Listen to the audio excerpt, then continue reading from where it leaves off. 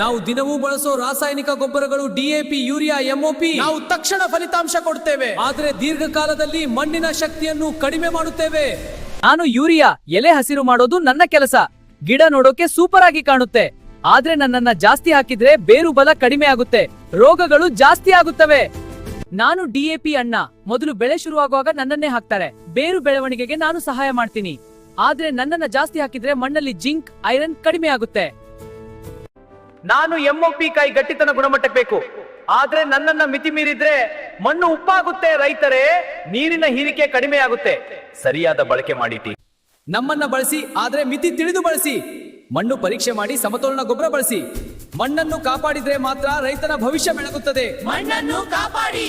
ಇದೇ ರೀತಿ ಹೆಚ್ಚಿನ ಕೃಷಿ ಮಾಹಿತಿಗಾಗಿ ರೈತ ಮಿತ್ರ ಪೇಜ್ ಅನ್ನು ಫಾಲೋ ಮತ್ತು ಸಬ್ಸ್ಕ್ರೈಬ್ ಮಾಡಿ. ಎಲ್ಲ ರೈತ ಬಾಂಧವರಿಗೆ ಈ ವಿಡಿಯೋ ಶೇರ್ ಮಾಡಿ.